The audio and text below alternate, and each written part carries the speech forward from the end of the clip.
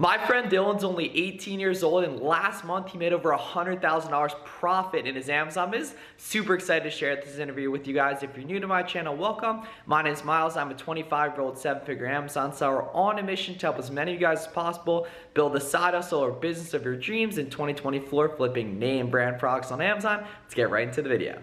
What's up, sir? Good to have you here with me in Miami. Yeah, thank you for having me on, bro. Absolutely. So what were your December sales numbers? We did 650K revenue. And how old are you? I'm 18 years old. Exactly. So absolutely crazy, mind-boggling numbers. Obviously, it didn't start that way. You and I have actually been talking for almost 3 years, really consistently, like jamming on different Amazon stuff and everything like that. But, you know, how'd you get into selling on Amazon and everything? Yeah, so I started with sneakers about 6 years ago now, which is pretty crazy to think about at 12 years old. Starting this I started when I was like 15. And yeah, it started with just a passion for liking shoes, and I realized all these Yeezys and Jordans, you can make double your money on every time. So I got into that in 2017, and that's how I kind of built my starting capital. And I met a lot of really cool people and really awesome connections through sneakers and Twitter and just putting myself out there. And I ended up talking with a few sellers that told me that Amazon was where it's at. They said that the volume is way higher there, and we ended up splitting an ungate method for $7,500. Luckily, you don't have to pay for that anymore. Yeah. Which is now just public info for pretty much anyone. Yep.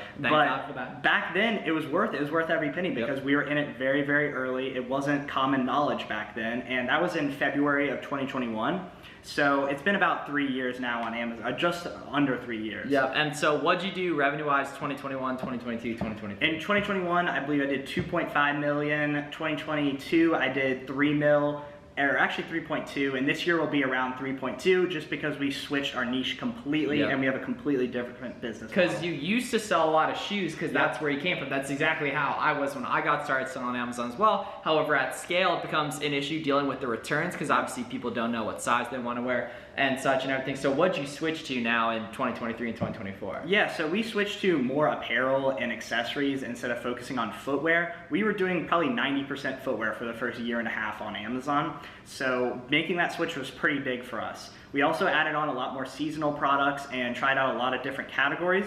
And we've also now, in the past year, started wholesale, meeting distributors, meeting brands, and kind of starting on that journey. Yeah, that was actually when you and I hung out for the first time, was at the ASD trade show in Las Vegas and everything. And then you have a unique model because you do massive volume, but pretty much only use prep centers, right? Yes, so I had a warehouse for a year and a half in Savannah, Georgia. And the reason why it didn't really make sense is because at that time we were still doing a ton of arbitrage. We're paying sales tax on a lot of our products. So now I realize I could be saving so much more money if I can just send this to a different state like Delaware and New Jersey, a tax-free state, and I'm just gonna be paying $1.50 a unit, and I don't have to touch the product anymore. So it was a win-win in pretty much every situation, and now we're 100% prep centers. Yeah, because you break down the math, right? Say your average cost per unit when you're selling a lot of shoes is like 50 bucks, right? It was honestly exactly. high. Yeah, right. Shoes, it was like 90, 100. Sure. So, right, 50 bucks. Say you're paying, what's Georgia, 8%? It's 7%. Exactly. So you're paying like a little over 53 per unit, right? Got the math skills. Exactly. Right there. 3.5 extra on There we go, $50. right? Exactly. But if Sawyer ships to a sales tax-free prep center in a state like New Hampshire, Oregon, Delaware, or Montana, he now pays just 50 plus the dollar per unit or $1.50 per unit that the prep center charges. So that's something that eventually a lot of people, when they're scaling all in arbitrage, switch to because they can actually save some capital in the process. As well. You don't have to pay for employees. It's so many different benefits. The supplies, the warehouse and such. And the problem is if you want to do wholesale at scale, for most people, their average sale price is too low where they can't afford and they have to do a warehouse in-house. So luckily, you know, aren't dealing with that now and such maybe in the future, but you're lucky and have, you know, worked hard to situate that and everything. In terms of like, before we hop into like the nitty and gritty Q4 stuff, can you talk about what goes into acquiring the type of capital, especially at 18 years old, to get that type of spending power? Because that's something obviously a lot of people are wondering about with this video. So it took a long time of building up limits on credit cards. We started with just one card in 2019. It was maybe like, or actually my first card was 2019. It was $10,000 limit. And then after that, a little bit later in 2020, I got my first Amex card. Those are the big ones. Like $50,000 50,000 where they're not limiting spending like Bank of America or some of these other smaller banks. They're able to just let you kind of run it up. And we got a couple more cards with them. We open up with Capital One. We have good chase limits as well. So just consistently spending, paying off, and they're going to trust you more and more once you do that. They're going to give you higher limits. Yeah, so my favorite Amexes in terms of like, obviously using leverage totally adds risk, but definitely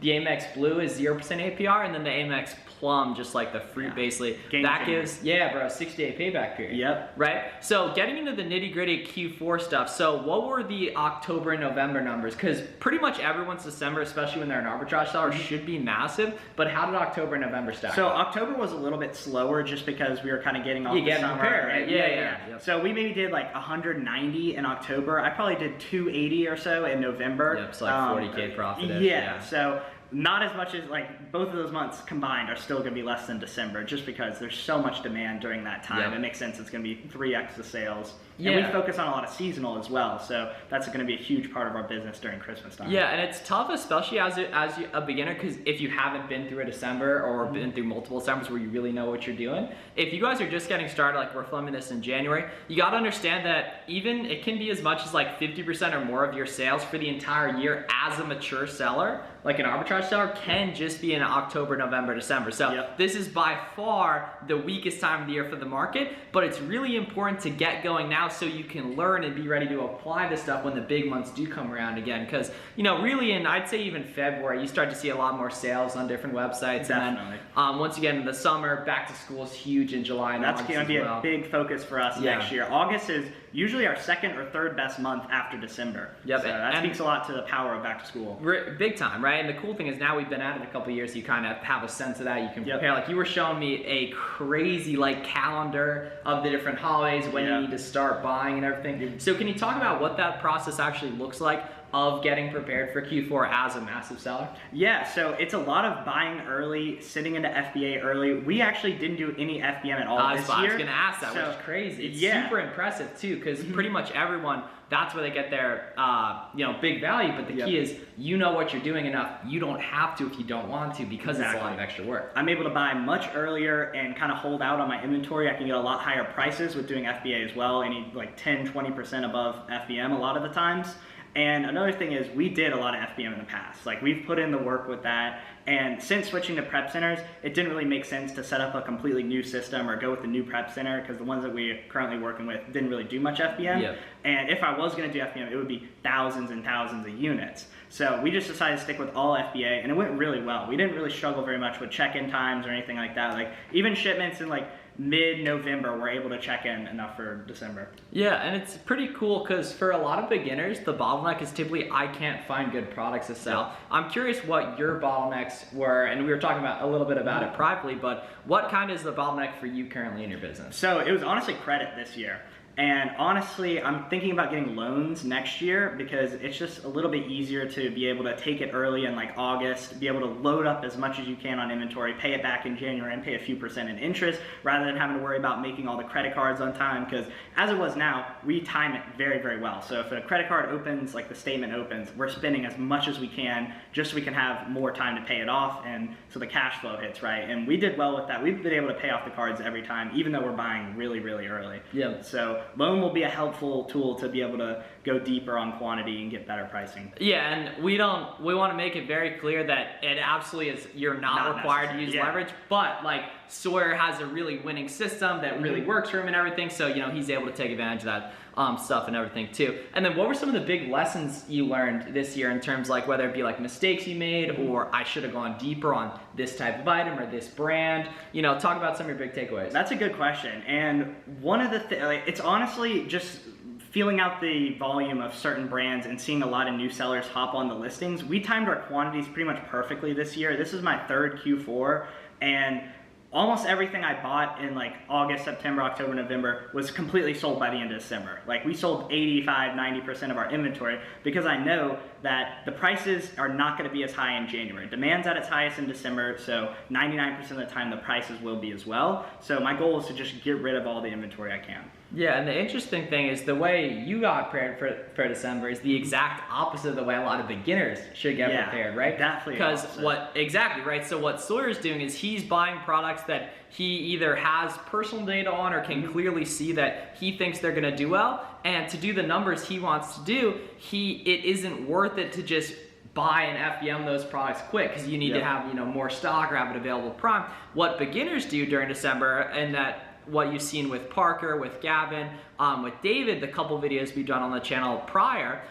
is they're buying items and FBM them quick because they don't have the knowledge yet, just from a lack of experience naturally, right, to know what to FBA in advance or to have the capital to, etc. Right? So the cool part is that, when you guys are in the trenches this December FBMing heavy, that you aren't going to have to do that if you don't want to. I know you and I have, I remember you did the 27K, or no, 70K, 70K, Black Friday 2021, I was like, oh my gosh, and that was a mess fulfilling those orders. All merchant fulfilled. Yeah, and that was one of the couple times where we had a bunch of headaches with merchant fulfilled. And at the end of December of 2022, we just had order defect rate was up, late shipment rate. It was just But it's do you do that for 10K plus profit? Exactly. You do. You deal with it, exactly, right? And then the key is that over time you build more leverage, you build more knowledge, you build more systems, right? To where the business runs, a lot more smooth. And I'm sure being predominantly FBA is a lot less stressful too. Definitely. And such, exactly. Not worrying about deadlines, letting Amazon handle that and such. But definitely your first couple of Q4s, you probably do want to take advantage of merchant build. All the big results you see, all the big results I've had with Q4 in the past are just primarily merchant build because it reduces the risk. You make your money a lot quicker. You can be a lot more nimble in the way that you can't when you're all FBA. Yep. And honestly, we probably would have done more in revenue if we had pumped a bunch of merchant fulfilled, just because the opportunity is there. I could be buying on Black Friday and selling for Christmas, but it's just, I don't need to change up how the whole system operates just for one moment. Exactly, right? Different strokes for different folks. You have the choice to go after different stuff too. That's why I tell people all the time with selling shoes in the beginning, it makes total sense to sell. One, because you're super profitable regardless. I don't want to deal with returns. My brother and Chris, you're commuting to work right now. How does that make any sense, right? But over time, now you have a ton of skill. You don't have to buy any shoes if you don't want to because there's so many lead spots. Exactly. Right? Exactly. And such. So, right, definitely big takeaways here. If you guys got any questions, please let us know down below. And then where can people find you on social media? At I am Dylan Sawyer on Twitter, Instagram, and YouTube. Yep, we got the podcast coming too, so you guys got to check Sawyer out there. Make sure to follow him. DM's open if they got any questions. Yeah, for sure. Anyone hit me up. Anything you guys want to ask, I'm an open book. Cool, and then we'll be at Miami Sellers Conference in March as well. Appreciate you coming on, sir. Thank you for having me. Absolutely. Have a great day, everyone. Thanks a lot for watching.